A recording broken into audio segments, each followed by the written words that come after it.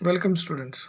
In last chapter we have seen the basic information about the information technology. After that what is meant by data, what is meant by information, then need of information, uh, as well as we have also seen the architecture of a computer. In that architecture system we have seen different parts of the computers, that is the input unit, central processing unit and output unit. As well as we have also seen that some details topic about the central processing unit, uh, input unit and output unit. Also one part we have completed, that is the memory unit. आणि या memory युनिटमध्ये primary and secondary memory हा part आपण complete केला. त्यामध्ये RAM, ROM, त्याचबरोबर secondary मेमरीमध्ये जे काही अदर मेमरी डिव्हाइसेस आहेत की ज्यामध्ये आपण डाटा स्टोअर करू शकतो. फॉर एक्झाम्पल पेन ड्राईव्ह असेल, मॅग्नेटिक टेप्स, फ्लॅश मेमरी, याविषयी आपण माहिती पाहिलेली आहे. आणि आज आपण त्यातला पुढचा जो भाग आहे तर तो आपण पाहणार आहोत. Then first part of next topic is the unit of memory. when we consider about the data storage, then the data stored in computer system is measured in megabyte, basically in megabyte. But a smallest unit, that is the single data is stored in computer, is measurement by bit. After that, 1 byte means a group of 8 different bits. When we store data, then each and every information or data is stored in the form of a digit, and these digits are nothing but the 1 and 0 or 1 or 0. आणि हा जो संपूर्ण data 1 आणि 0 मध्ये store केला जातो तर तो डेटा बीट या नावाने संबोधला जातो. म्हणजे सगळ्यात स्मॉलेस्ट युनिट जे आहे तर ते बीट असं आहे. त्यानंतर 8 बिट्स म्हणजे 1 बाईट, 1024 बाईट्स म्हणजे 1 किलोबाईट. या पद्धतीने मेमरी युनिट हे वाढत जाऊन टेराबाईट, पेटाबाईट्स या प्रकारे आहे. आता हे जे सगळे मेमरी आहेत तर त्यामध्ये याच्यानंतरचा जो भाग तर तो म्हणजे हार्डवेअर आणि सॉफ्टवेअर. आता हार्डवेअर कशाला म्हटलं जातं? The computer hardware refers to the physical parts of the computer and their other related devices to which we can touch or to feel. आणि हे जे काही अदर हार्डवेअर डिव्हाइसेस आहेत की ज्याला आपण टच करू शकतो, त्यामध्ये मदरबोर्ड असेल, हार्ड ड्राईव्ह असतील, रॅम असेल, त्याचबरोबर प्रिंटर्स असतील, वेगवेगळ्या प्रकारच्या केबल्स असतील, या सर्व या हार्डवेअरमध्ये येत असतात. त्यानंतर सॉफ्टवेअर. आता सॉफ्टवेअर काय आहे तर it is a set of instructions given to computer is known as a program. Program कशाला म्हटलं जातं की इन्स्ट्रक्शनचा एक संच, स्टेप बाय स्टेप ते प्रोग्राम्स रन केले जातात एकानंतर एक. आणि अशा प्रकारचे नंबर ऑफ प्रोग्राम्स और group of programs are called as the software. आता हे सॉफ्टवेअर जे आहेत तर त्याच्या बेसिकली 2 कॅटेगरीज आहेत. First one is open source software and second one is close source software. आता open source means it refers to the softwares which releases code in public domain for anyone to use. म्हणजे generally युजरला हे प्रकारचे सॉफ्टवेअरची source code जो आहे ज्याच्या माध्यमातून प्रोग्राम्स बनवले जातात तर ते source code free of charge त्यांना वापरण्यासाठी दिलेले असतात. आणि दुसरा जो आहे close source software means only the original authors of authorization of a software can access, copy and alter that software. म्हणजे क्लोज सोर्समध्ये काय होतं की फक्त ऑथराइज्ड पर्सन की ज्या व्यक्तीलाच फक्त ते वापरण्याची परवानगी दिलेली आहे किंवा एखादं ऑर्गनायझेशन असेल किंवा एखादा युजर असेल तर तोच पर्टिक्युलर पर्सन फक्त ते सॉफ्टवेअर वापरू शकतो, तो कॉपी करू शकतो किंवा त्याला काही चेंजेस करायचे असतील तर तो त्यामध्ये करू शकतो. यानंतरचा जो भाग येतो तर तो म्हणजे क्लासिफिकेशन ऑफ सॉफ्टवेअर. आता software can be classified into 2 basic types. Its depends on its utility. आता first one is application software and second one is system software. आता ॲप्लिकेशन सॉफ्टवेअर म्हणजे काय?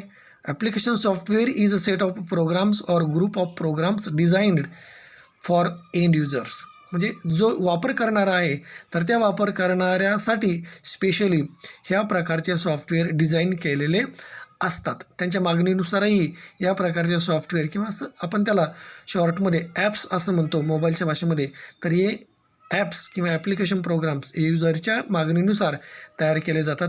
फॉर एक्झाम्पल डाटाबेस प्रोग्राम्स असतील, word processor असतील, हे general purpose आहेत. त्याचबरोबर web browsers असतील किंवा presentation, spreadsheet, general purpose application softwares आहेत. आणि दुसरा जो प्रकार येतो तर तो म्हणजे सिस्टीम सॉफ्टवेअर. आता हे सिस्टीम सॉफ्टवेअर संबंधित काय? System software is a set of instructions required for a computer to work. Computer is nothing but the combination of hardware and software. आता या हार्डवेअर करून ज्यावेळेस काम करून घ्यायचं त्यावेळेस त्या हार्डवेअरला ऑपरेट करण्यासाठी जे सॉफ्टवेअर बनवलं जातं त्याला सिस्टीम सॉफ्टवेअर असं म्हटलं जातं.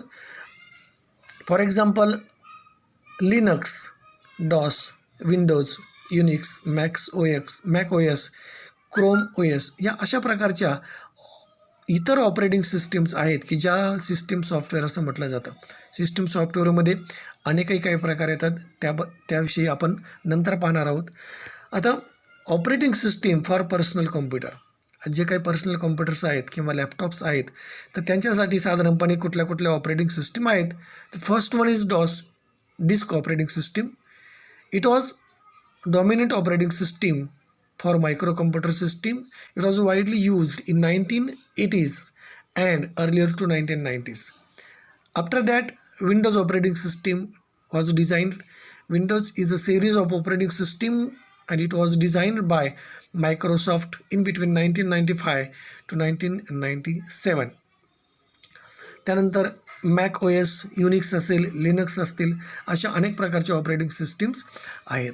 आता ह्या ज्या ऑपरेटिंग सिस्टीम संगणकासाठी वापरल्या जातात तर त्याच प्रकारे इतरही काही ऑपरेटिंग सिस्टीम्स आहेत की ज्या मोबाईलसाठी वापरल्या जातात.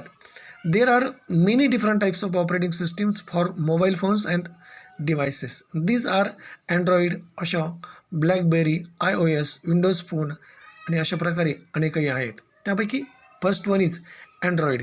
Android is a free and open source operating system provided by Google.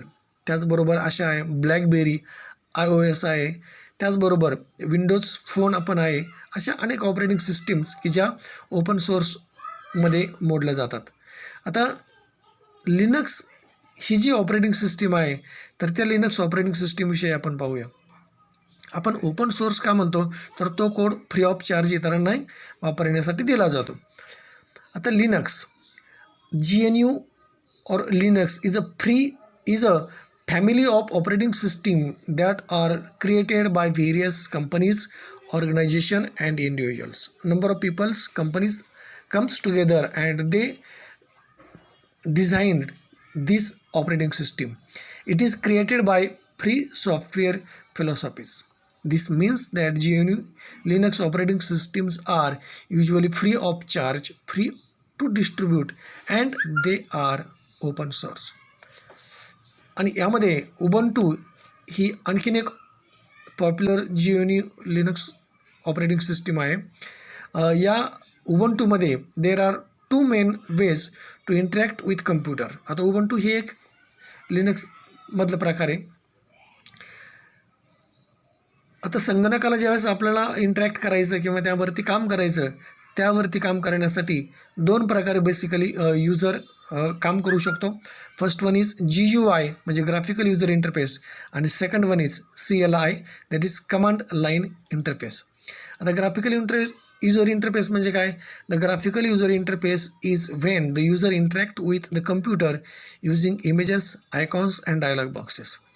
आणि कमांड लाईन इंटरफेस जो प्रकार आहे की ज्या कमांड लाईन इंटरफेसमध्ये the user can interact with the computers by using simple text or by using the commands, typing commands, आणि या commands type करून तो युजर त्या संगणकावरती काम करू शकतो किंवा इंटरॅक्ट होऊ शकतो. Now the commands which is used in CLI. या CLI मध्ये बेसिकली कुठल्या कमांड्स वापरले जातात?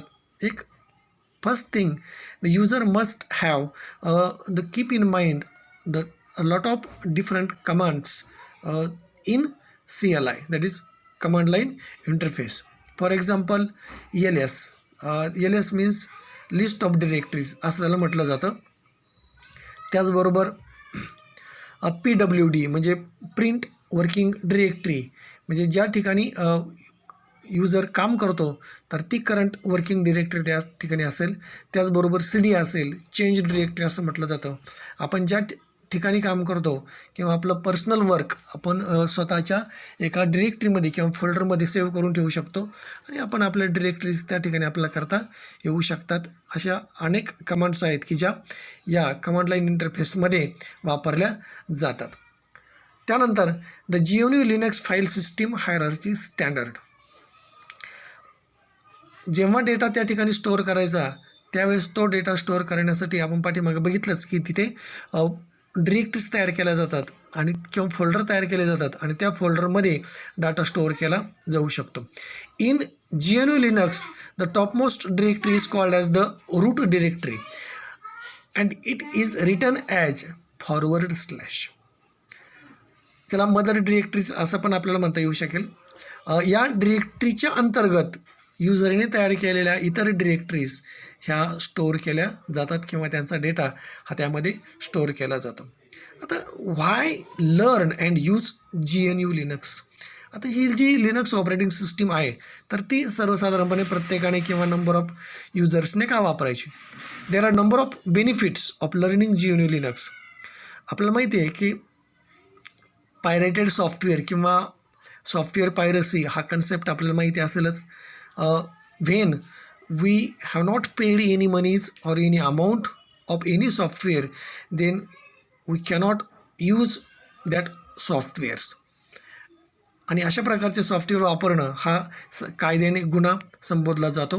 म्हणून ही जी काही ऑपरेटिंग सिस्टीम आहे लिनक्सची तर ती ऑपरेटिंग सिस्टीम बेसिकली संगणकावरती किंवा सर्व्हरवरती सुद्धा किंवा तुमच्या ऑपरेटिंग सिस्टीम ज्या आहेत मोबाईलच्या तर त्यावरती सुद्धा ही ऑपरेटिंग सिस्टीम वापरली जाते. त्यांचे वेगवेगळे व्हर्जन्स वापरले जातात. पण ही ऑपरेटिंग सिस्टीम वापरण्यापाठीमागचे benefit, first one is Linux is free and open source operating system. Linux operating system is free from viruses, easy to keep all the softwares up to date. Linux is flexible and easily customizable and excellent support. Online सपोर्टसुद्धा आपल्याला त्या ठिकाणी मिळतो. यानंतरचा या ठिकाणचा शेवटचा concept जो आहे तर तो म्हणजे कम्प्युटर नेटवर्क. आपल्याला माहिती आहे की संगणक सिस्टीममध्ये जगभरामध्ये नंबर ऑफ कम्प्युटर्स हे विविध प्रकारच्या नेटवर्कच्या माध्यमातून एकमेकाला कनेक्ट केले जातात. It is a group of interconnected computers or devices to have communication within themselves. A computer network is consist of a collection of computers, printers and other equipments. म्हणजे फक्त संगणकाचंच नेटवर्क तयार होतं अशातला भाग नाही, तर या सिस्टीममध्ये नेटवर्कमध्ये कम्प्युटरच्या व्यतिरिक्त जे इतर पेरिफेरल डिव्हायसेस आहेत त्यांचाही समावेश या नेटवर्कमध्ये केला जातो. आता types of network. Basically there are 3 types of network and it depends on the geographical area. First one is LAN, second one is MAN, and third one is WAN. First, local area network, that is LAN. It covers smallest geographical area. लहान छोट्याशा एखाद्या बिल्डिंगमध्ये असेल किंवा एखाद्या भागामध्ये असेल, एखाद्या ऑफिसमध्ये असेल तर ते नेटवर्क जे तयार केलं जातं त्याला लोकल एरिया नेटवर्क असं म्हटलं जातं. कारण हे कमीत कमी खर्चामध्ये डाटा इझिली विदाऊट एरर आणि विदाऊट नॉईज च्या माध्यमातून या प्रकारच्या नेटवर्कमध्ये डाटा कॅरी केला जातो आणि याचा सेटअपही अत्यंत सोप्या पद्धतीने केला जातो. फक्त याचा ड्रॉबॅक एकच की डिस्टन्स हा एक ड्रॉबॅक या ठिकाणी सोडला तर लोकल एरिया नेटवर्क हे सर्वात उत्तम नेटवर्क म्हणून वापरलं जातं. Second type is metropolitan area network. It is MAN. MAN is a larger area than the LAN आणि smaller area as compared to MAN. साधारणपणे एखाद्या मोठ्या बिल्डिंगमध्ये किंवा टी व्हीचं नेटवर्क आपण ज्याला म्हणतो तर त्या टी व्हीच्या नेटवर्कलाच एका सिटीमध्ये कनेक्ट करण्याचं काम या मॅन या नेटवर्कला त्या ठिकाणी संबोधलं जातं. त्याचबरोबर तिसरा जो प्रकार आहे तो म्हणजे wide area network. Wide area network is a computer network that extend over large geographical area. A WAN could be a connection of LAN connecting to other LANs via telephone lines and radio waves. त्याचबरोबर दोन man एकमेकाला connect करणं हे सुद्धा WANचंच एक example आहे. And due to long distance noise and error will be increases as compared to other type of network. We will see next topic in a next video. Thanks.